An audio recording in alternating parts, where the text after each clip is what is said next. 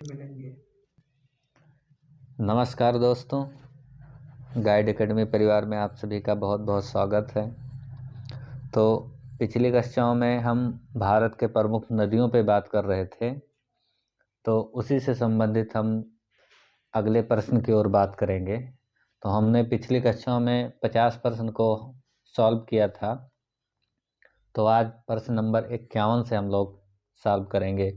तो जो भारत की प्रमुख नदियां हैं, उनका उद्गम कहाँ से है, उन पे कौन सा बांध स्थित है, वो उनकी सहायक नदियाँ वो जाकर कहाँ गिरती हैं, तो इससे रिलेटेड जितने भी प्रश्न बन सकते हैं उन सभी प्रश्नों पर हम लोग चर्चा करेंगे।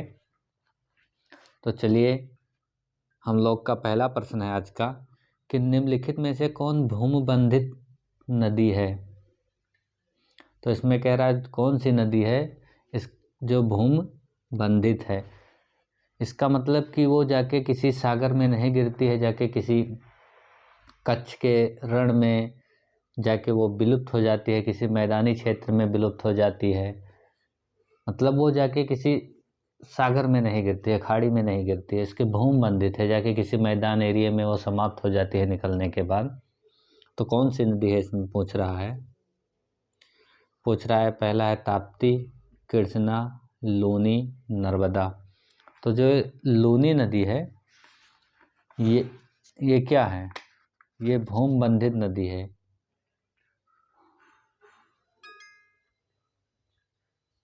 तो अगला प्रश्न की ओर हम लोग बढ़ते हैं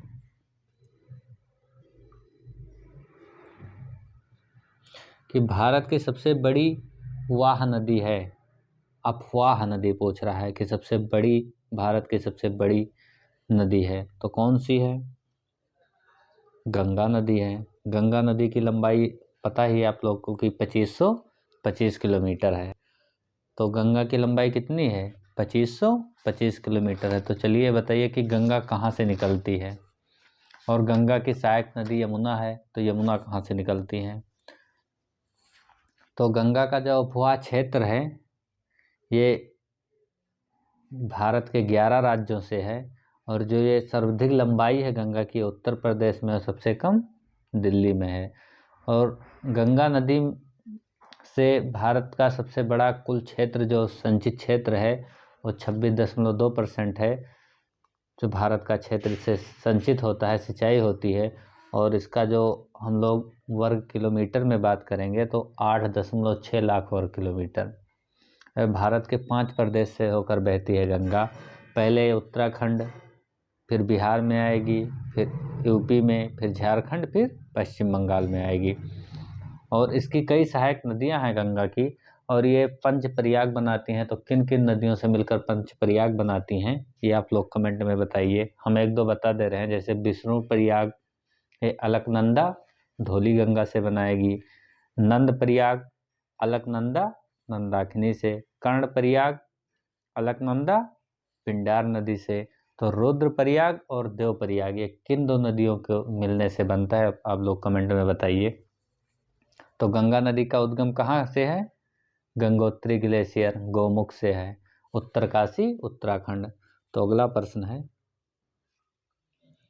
कि विश्व का बृहत्तम डेल्टा निर्मित होता है, जो विश्व का सबसे बड़ा डेल्टा है वो किन दो नदियों से निर्मित होता है।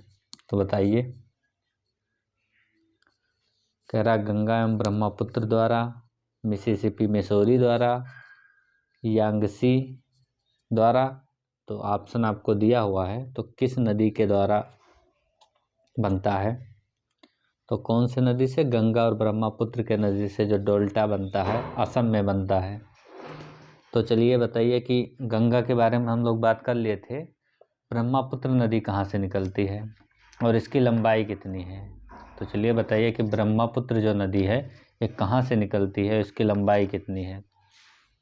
तो ब्रह्मपुत्र नदी की लंबाई जो है ये 2900 किलोमीटर है। भारत में कितना बहती है, 916 किलोमीटर के करीब में बहती है।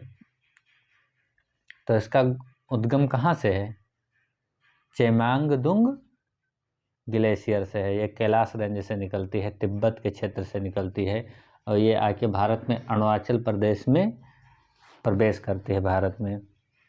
तो चलिए अगला प्रश्न है हम लोग का। तो अगला प्रश्न है कि बिहार में बहने वाली नदियाँ, कह रहा है जो बिहार में बहने वाली नदियों में किसका उद्गम अमरकंटक में है, अमरकंटक से हुआ है। तो बताइए कौन सी नदी है जो अमरकंटक से हुआ है।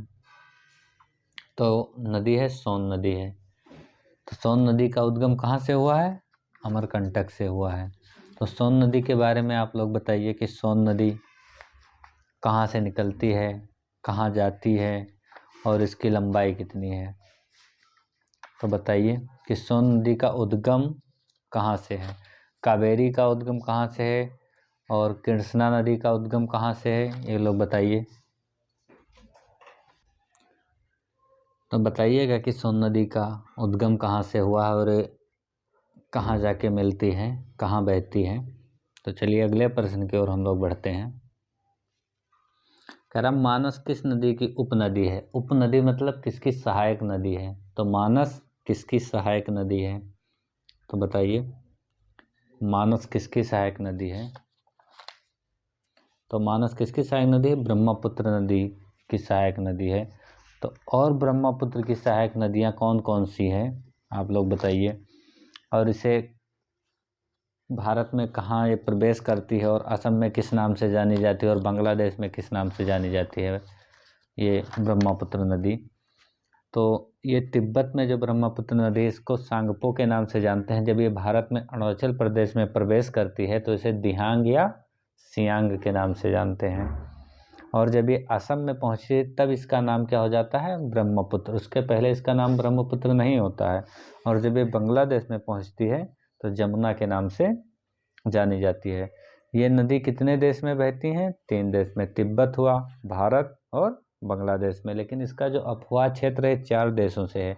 एक कौन सा, भूटान। अफवाह क्षेत्र मतलब उसकी सहायक नदियाँ, उसको लेकर अफवाह क्षेत्र कहा जाता है।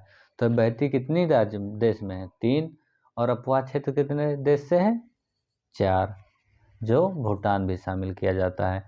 ये अरुणाचल प्रदेश में भारत में प्रवेश करती है और वहीं से नाम इसका ब्रह्मपुत्र पड़ जाता है। तो ये नजीम माजुली द्वीप बनाती है, कहाँ पे, असम में बनाती है। नामचा बरुआ से मुड़ती है अरुणाचल प्रदेश में और निकलती कहाँ से है, तिब्बत से, कैलाश रेंज से। तो चलिए अगले प्रश्न की ओर। इसकी लंबाई कितनी है, 3200 किलोमीटर है। अगला प्रश्न है कि कौन सी नदी भ्रंश द्रोणी से होकर बहती है, मतलब भ्रंश घाटी से होकर बहती है, कौन सी नदी है, नर्मदा, सोन, गोदावरी, कावेरी। तो कौन सी नदी जो है भ्रंश घाटी से बहती है। तो जो नर्मदा है ये कहाँ से बहती है, भ्रंश घाटी से होकर बहती है। और नर्मदा किन 2 भ्रंश घाटियों के बीच में बहती है, ये आप लोग बताइए कि नर्मदा जो है किस भ्रंश घाटी से होकर बहती है। तो ये जो बिंद और सतपुड़ा के मध्य जो भ्रंश घाटी है उसी के बीच में बहती है। और ये कहाँ से निकलती है नर्मदा, इसकी लंबाई कितनी है बताइए। तो इसकी लंबाई है 1312 किलोमीटर के करीब। मैकाल श्रेणी के अमरकंटक से निकलती है। और मैकाल की श्रेणी अमरकंटक से निकलती है, छत्तीसगढ़ और मध्य प्रदेश के बॉर्डर से निकलती है। और ये कहाँ जाके गिरती है, खंभात की खाड़ी में या अरब सागर में गिरती है। तो चलिए अगले प्रश्न की ओर हम लोग बढ़ते हैं। इसके बारे में इतना ही है, जैसे और ज़्यादा पूछा नहीं जाएगा कि भ्रंश घाटी, बहुत ज़्यादा पूछा जाएगा तो पूछेगा किन 2 घाटियों के बीच में बहती हैं। तो हमने बता ही दिया। भारत की प्रायद्वीपीय नदियों में अरब सागर में गिरने वाली सबसे लंबी नदी है नर्मदा। तो अगले प्रश्न की ओर हम लोग बढ़ते हैं। इसको मिलान करना है। कह रहा अमरकंटक पहाड़ियों से किस नदी का स्रोत है, मतलब अमरकंटक पहाड़ी से कौन सी नदी निकलती है। ऑप्शन दिया हुआ है, नर्मदा, जोहिला, ताप्ती, सोन, तापी और सोन है। तो बताइए कौन कौन सी नदियाँ निकलती हैं अमरकंटक से।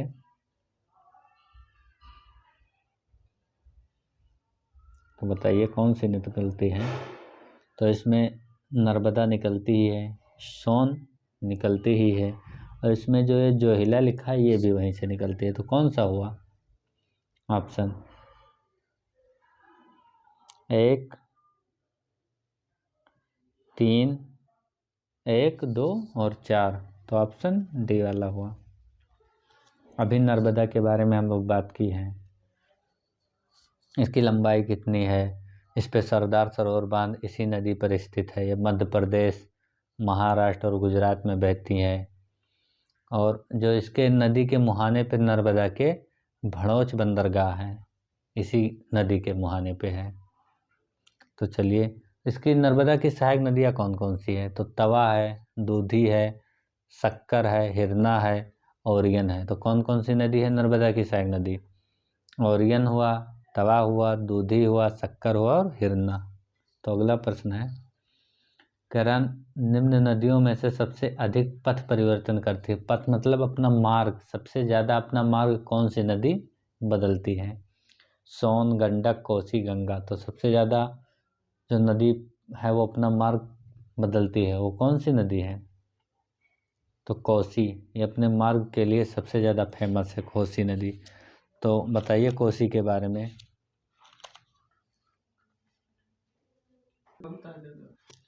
तो चलिए अगला प्रश्न है, तो अपना मार्ग पथ परिवर्तन के लिए कौन सी नदी जानी जाती है? कोसी। तो अगला प्रश्न है, कह रहा है हिमालय काटकर बहकर आने वाली नदियां हैं। कौन सी नदियां जो हिमालय काटकर बहती हैं?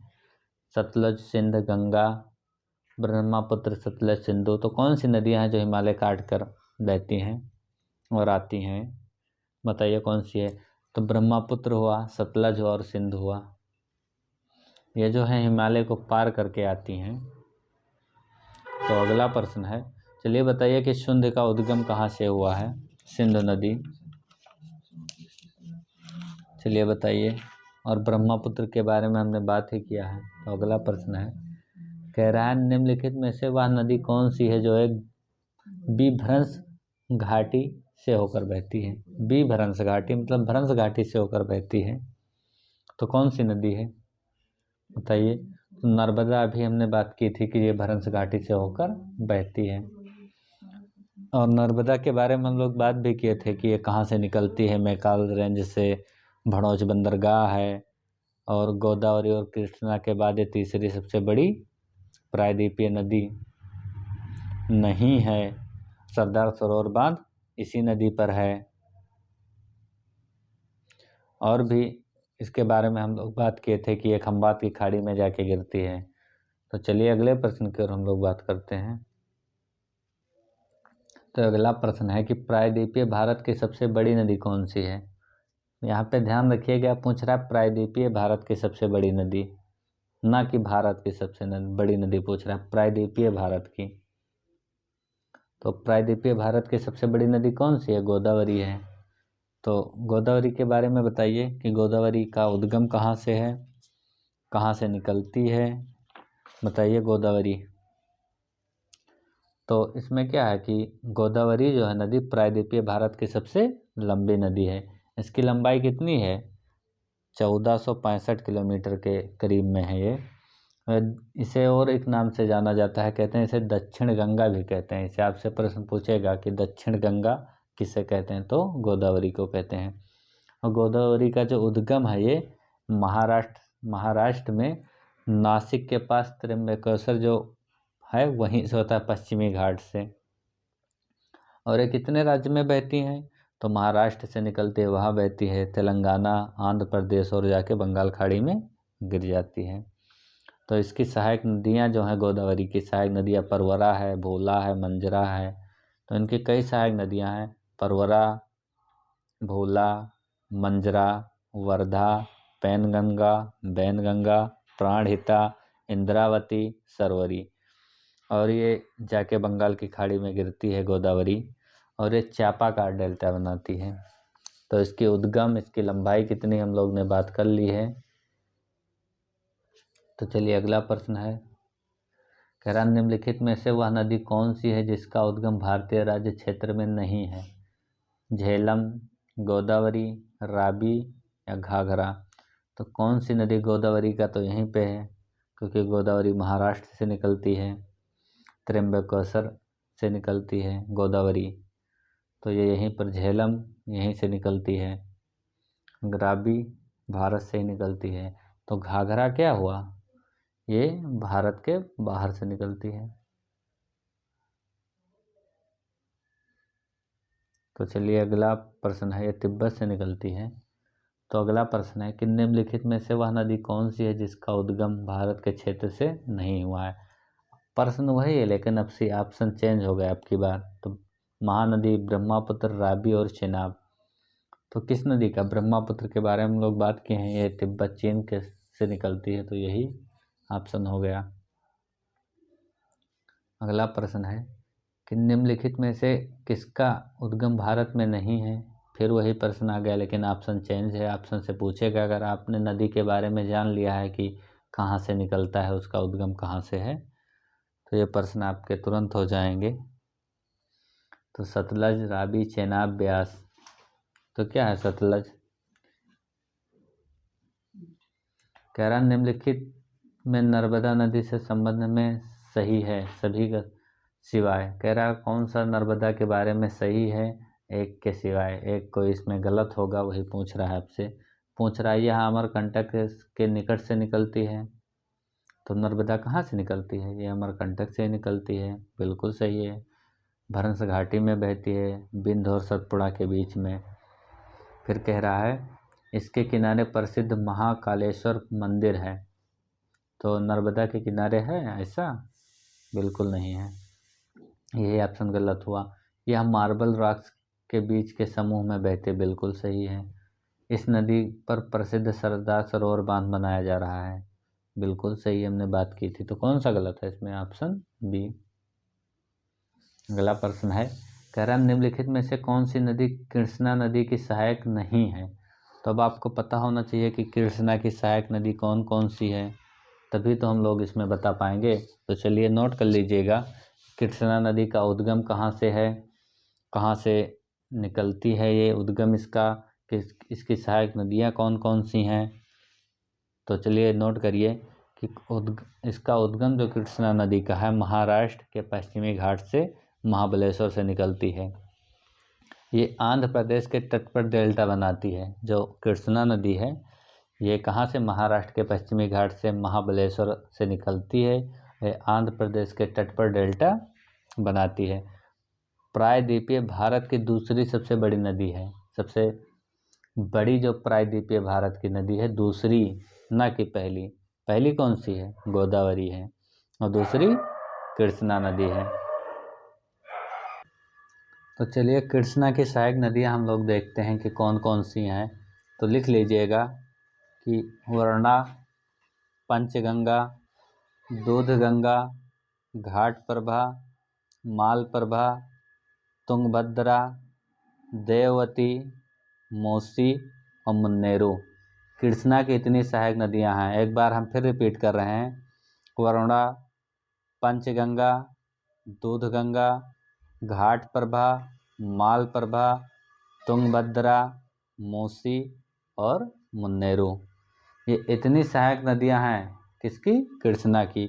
और जो हमने पंचगंगा की बात की है कि पंचगंगा कृष्णा की सहायक नदी है, तो इसमें 5 नदियां मिली हैं, इसलिए इसका पंचगंगा नाम है। तो उन 5 नदियों को ध्यान दीजिएगा कि कसारी पहली है, कसारी।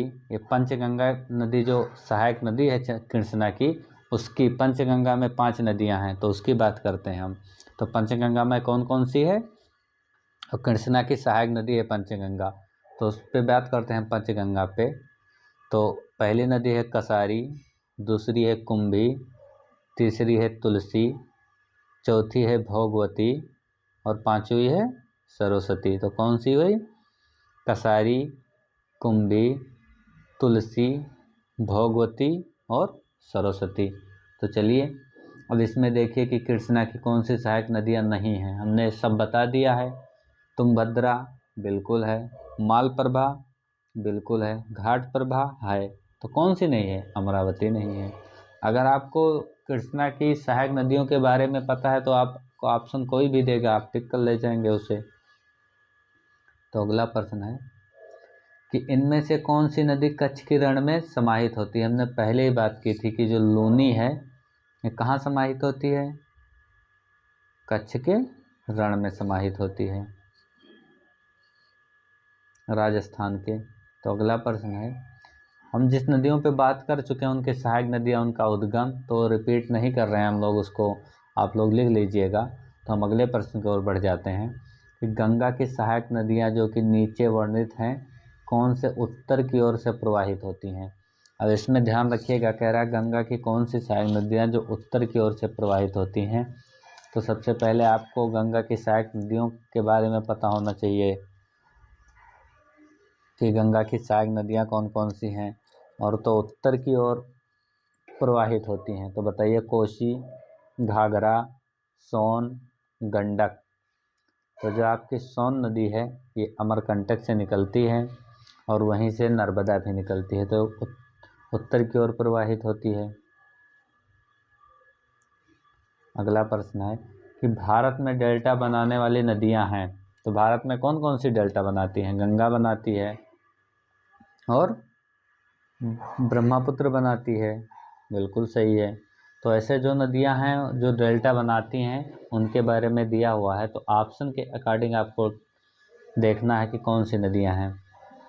तो नर्मदा ये भ्रंश घाटी में बहती है, ये डेल्टा बनाती ही नहीं है, तो जिस ऑप्शन में नर्मदा है तो पहले ही ऑप्शन गलत हो गया। तापी भी है, ये भी वो डेल्टा नहीं बनाती है, तो जिस जिस ऑप्शन में नर्मदा और तापी हो गलत है।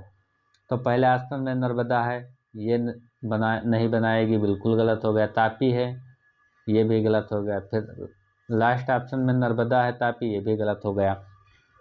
तो डेल्टा कौन कौन सी नदियाँ बनाएंगी? कावेरी, गंगा और महानदी। तो अगले प्रश्न की ओर हम लोग बढ़ते हैं। अगला प्रश्न है, भागीरथी और अलकनंदा गंगा में कहाँ पर मिलते हैं? अभी हम आपको पंचप्रयाग बताए थे, उसी के बारे में पूछ रहा है। कह रहा भागीरथी और अलकनंदा, इसके बारे में हम लोग बात किए थे कि भागीरथी और अलकनंदा ये कौन से प्रयाग बनाएगी। तो कौन सा प्रयाग बनाता है? देव प्रयाग। तो चलिए, और प्रयाग हम पांचों प्रयाग बता दे रहे हैं, लेकिन आपको कमेंट में इसका जवाब देना भी होगा कि ये कहाँ कहाँ पे है, किस राज्य में है, ये बताना है। तो चलिए, विष्णु प्रयाग किसको मिलने से बनेगा? अलकनंदा और धौली गंगा से क्या बनेगा? विष्णु प्रयाग। नंद प्रयाग अलकनंदा और नंदाकिनी के मिलने से बनेगा। कर्ण प्रयाग अलकनंदा, पिंडार। रुद्र प्रयाग, रुद्र कौन थे? शंकर जी, मंद बुद्धि वाले, तो क्या होगा? अलकनंदा और मंदाकिनी। देव प्रयाग अलकनंदा और भागीरथी। तो चलिए हम लोग अगले प्रश्न की ओर बढ़ते हैं। तो अगला प्रश्न है कि सुंदरवन डेल्टा का निर्माण करने वाली नदियां हैं। तो सुंदरवन जो डेल्टा है उसका निर्माण कौन सी नदियां करती हैं? तो कौन सी नदियां करती हैं? गंगा और ब्रह्मपुत्र। और गंगा और ब्रह्मपुत्र के बारे में हम लोग ने बात कर चुके हैं कि गंगा का उद्गम कहाँ से है, अपवाह क्षेत्र का है, कितने राज्यों में बहती है, कितने देश में बहती हैं, इसकी लंबाई क्या है, इसकी सहायक नदी क्या है, हम लोग बात किए हैं इस पर। तो अगला प्रश्न है कि सिंधु नदी का उद्गम स्थल है। तो सिंधु नदी जो है इसका उद्गम स्थल बताइए कहाँ पे है सिंधु नदी। तो सिंधु नदी का उद्गम स्थल कहाँ पे है? सिंधु नदी तिब्बत के कैलाश रेंज से चेमांगदुंग ग्लेशियर से निकलती है। कहाँ से निकलती है? तिब्बत में कैलाश रेंज से चेमांगदुंग ग्लेशियर से। तो ये कहाँ से हुआ?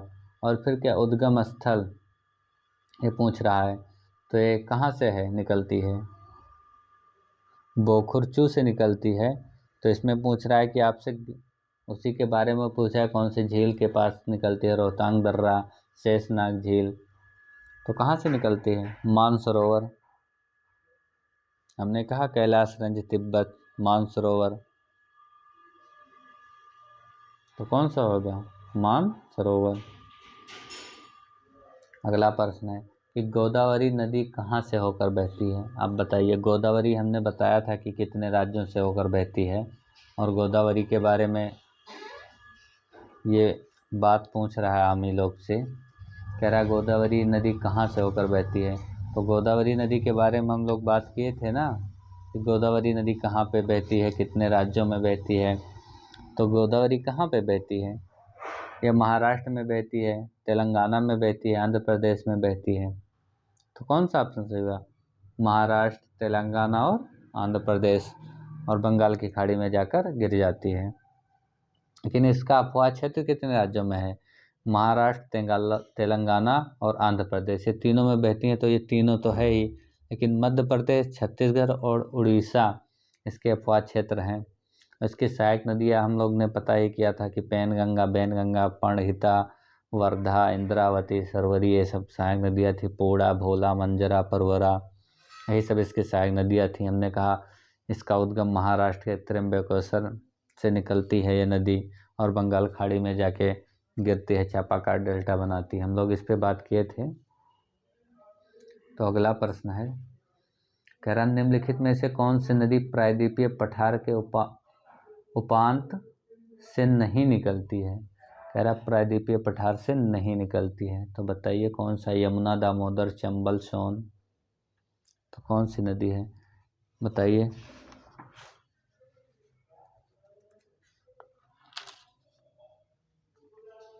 बताइए यमुना कहाँ आकर मिलती है गंगा में? चंबल के बारे में बात करिए, और किसके बारे में? सोन नदी। तो सोन नदी के बारे में हम लोग बात किए हैं। दामोदर नदी के बारे में बात किए हैं। तो बताइए यमुना के बारे में हम लोग ने बात ही किया है कि यमुना नदी कहाँ से निकलती है? बंदरपोच ग्लेशियर, यमुना उत्तरी से, उत्तराखंड से यमुना। और बताइए यमुना की सहायक नदियाँ बताइए कि कौन कौन सी सहायक नदियाँ हैं, इसके किनारे कौन कौन से शहर बसे हैं। तो दिल्ली है, मथुरा है, आगरा है। ये जो दिल्ली, मथुरा और आगरा, ये यमुना के किस साइड में है? दाहिने तट पे हैं या बाएं तट पे हैं? तो जो यमुना है इसके दाहिने तट पे दिल्ली है, मथुरा है, आगरा है। यही तो हुआ। और कौन कौन सा? इटावा बाएं साइड में है, हमीरपुर, बांदा, ये सब है। तो इसकी सहायक नदियाँ कौन कौन सी हैं बताइए। सिंध है, बेतवा है, कैन है, क्षिप्रा है, काली सिंध है, पार्वती है, बनास है, ये सब इसकी सहायक नदियाँ हैं। चंबल है। तो ये पूछ रहा है कि कौन सी नहीं निकलती है प्रायद्वीपीय पठार से। तो कौन सी नहीं निकलती है इसमें बताइए। यमुना तो ही नहीं, दामोदर, चंबल, सोन सब निकलती है। यमुना हमने कहा गंगोत्री ग्लेशियर, उत्तराखंड। इन पश्चिमी वाहिनी नदियों में से कौन दो पर्वत श्रेणियों के बीच बहती है? अभी हमने बात किया है कि विंध्य श्रेणी पर्वत और सतपुरा। कौन सी है? नर्मदा है। तो अगला प्रश्न है कि भारत में सबसे ऊंची ज्वारीय ज्वार भित्त वाली नदी कौन सी है? तो ज्वार भित्त वाली नदी कौन सी है बताइए। सबसे अधिक ऊंची है कौन सा है? कावेरी, महानदी, हुगली और कृष्णा। कौन सी है? हुगली।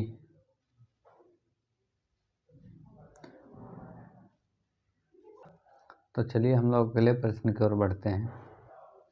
अगला प्रश्न है, बेतवा नदी मिलती है, अब बताइए बेतवा कहाँ मिलती है, किस में मिलती है? तो बेतवा आपको पता ही है, अभी हमने बात किया था कि ये किसकी सहायक नदी है? यमुना की सहायक नदी है। तो किसकी सहायक नदी है? ये यमुना की है। और बेतवा ये आके यमुना में कहाँ पे मिलती है बताइए। तो बेतवा ये हमीरपुर है, ये आके यमुना में मिल जाती है। और जो कैन नदी है ये यमुना में आके बांदा में मिलती है। जो सिंध है ये इटावा के पास मिल जाती है आके। तो ये जो सिंध नदी है, सिंध है, वो सिंध नहीं, जो ये सिंध है यमुना की सहायक नदी, वो सिंधु अलग है और ये सिंध अलग है। ये मालवा पठार मध्य प्रदेश से निकलती है। और जो ये बेतवा है विंध्य की श्रेणी से निकलती है। कैन है एक कैमूर विंध्य से श्रेणी से निकलती है। तो कौन सा हुआ? यमुना की सहायक नदी है। कह रहा निम्नलिखित नदियों में से कौन अपने मार्ग परिवर्तन के लिए सबसे कुख्यात है? तो हमने इस पे बात किया था पहले ही, जो अपने मार्ग के लिए कौन सी है? कोसी है। बिहार का शोक भी इसे कहा जाता है। तो भारत में सबसे बड़ा नदी मुख किस नदी के मुख पर है, किस मुहाने पर है? तो बताइए किस मुहाने पे है? हुगली। अगला प्रश्न है कि पंजाब के निर्माण में सबसे महत्वपूर्ण नदी कौन सी है? सतलज, ब्यास, झेलम, सिंधु। कौन सी है? सिंधु नदी है। तो चलिए आज के लिए हम लोग इतना ही सेशन को रखते हैं। तो हम लोग अगली जो हमारी क्लास होगी वो भी भारत की नदियों से होगी। कुछ महत्वपूर्ण प्रश्न रह गए हैं उसके बारे में, तो हम सब उस पर जितनी भी और नदियों के बारे में प्रश्न बन सकते हैं। जो इसके पहले एक क्लास हुआ है ये दूसरी क्लास है, तो आने वाला जो तीसरा सेशन रहेगा उसको मिलाकर 3 क्लास में जो भी भारत के प्रमुख नदियाँ हैं उनसे रिलेटेड जितने भी प्रश्न बन सकते हैं उन पे हम लोग चर्चा करेंगे। और इसके बाद जो भी अगला चैप्टर होगा उस पर हम लोग डिस्कशन करेंगे। तो मुझे नहीं लगता है कि भारत से संबंधित जो नदियाँ से प्रश्न पूछे जाएंगे किसी एग्ज़ाम में इससे बाहर आए, इससे बाहर नहीं आएगा। जो ये प्रश्न हैं इसके बारे में जो बताए हैं वहीं से प्रश्न उठाएगा। आपको सहायक नदियाँ से कहाँ से निकलता है, उद्गम कितने राज्य में बहता है, बांध, हम लोग बांध अलग से चैप्टर उस पर पढ़ लेंगे। इसमें अगर हम बताते रहेंगे बांध वगैरह तब भूल जाएंगे। हम लोग बांध पे अलग चैप्टर एक कर लेंगे।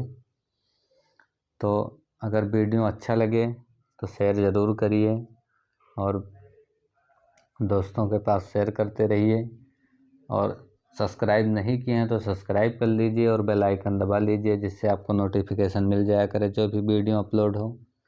तो चलिए आज के लिए इतना ही। बहुत बहुत धन्यवाद।